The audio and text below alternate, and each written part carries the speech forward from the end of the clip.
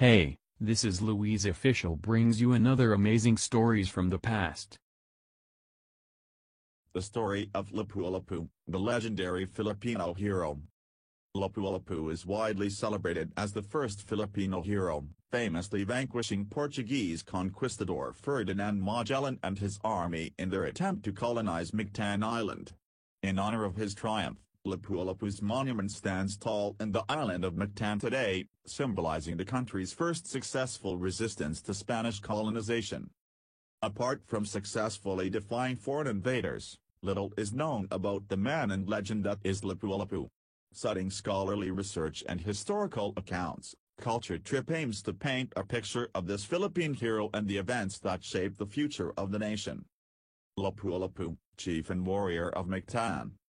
Culture Trip asked locals in the Philippines what they thought about Lapu-Lapu, and they responded with terms like, brave Mactan leader, Pinanoname Panindagan, leader who stood for his people, and leader who fought for his people. His reputation precedes him, weaving history and myth into the fabric of modern Filipino culture. Although the exact date of his arrival is unknown, most historical accounts state Lapu-Lapu reached the shores of Cebu, now referred to as Cebu, from the neighboring island of Borneo. At this time, Raja Humabon ruled over Cebu and was recognized by natives as the island's king. Lapu-Lapu asked Humabon for a place to settle in the archipelago. In response, the king offered him the region of Mandailes, known today as Manday, including the Apong area. He soon after became the chief of the region's people, referred to as Lapu-Lapu of Mactan Island. Locals held the Bornean native in high regard as one of their own. He defeated invading Bornean soldiers and pirates, helped enrich Cebu's trade port and stood up for his people. Things seemed to be going well. However, Lapu-Lapu's good relationship with Raja Humabon deteriorated when he raided merchant ships in Apong area, changing the course of events to come. Lapu-Lapu vs. Ferdinand Magellan at the Battle of Mactan. Lapu-Lapu is also known under the names of Silapu-Lapu, Silapu-Lapu, Salep-Pulaca, Kali-Pulaco, and Lapu-Lapu de Montag. And while historians can't unanimously agree on his real name, the man has always been etched in history for his battle against Portuguese explorer and conquistador Ferdinand Magellan.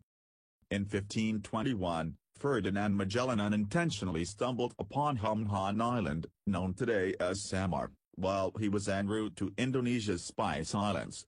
There, he was able to establish an allegiance with the local rulers, particularly Raja Humabon of Cebu. It was Magellan who convinced Raja Humabon and his wife to be baptized into Catholicism and later offered them the Santo Niño. This is said to be the very moment in history when the Christian religion was introduced to the Philippines.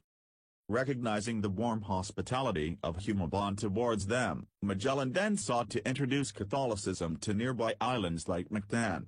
There lived two rival chiefs, Zula and Lapu-Lapu. While the former welcomed the Spanish conquistador and submitted to Spain, Lapu-Lapu strongly opposed Magellan's proposal and Humabon's orders, thus sparking the Battle of Mactan.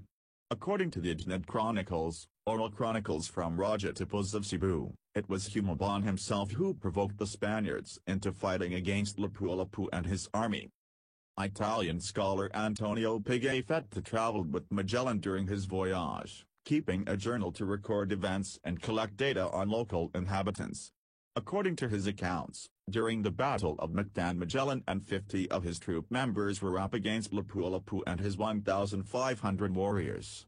Because Magellan wanted to show off his army's European armor, he asked Humabon's warriors, a gift to the explorer, to stay on the ship. Pigafetta writes that Lapu-Lapu and his army aimed their fire-hardened bamboo spears and poisoned arrows at the legs of their enemies, killing Magellan. The survivors came rushing back onto the ship and fled. Philippine history professor Joe Cua told ABS-CBN in an interview that Lapu-Lapu served only as the troops' leader. Contrary to popular belief, however, there is no evidence to support that Lapu-Lapu killed Magellan at his own hands. After the Battle of Mactan, several accounts revealed that Lapu-Lapu and Humabon were able to restore their friendly relations. Oral history states that Datu of Mactan decided to return to Borneo where he lived out the rest of his days with his children and wives. Lapu-Lapu, Legacy and Untold Stories. In honor of Lapu-Lapu's victory, a 20-meter brass statue was erected on Mactan Island, and the town of Apon in Cebu was renamed Lapu-Lapu City. The city government of Cebu annually holds an event on April 27 called Cadagan sa Mactan. Cadagan means free for all, to commemorate the victory at the Battle of Mactan, reenacting the battle between Magellan's army and Lapu-Lapu's tribe.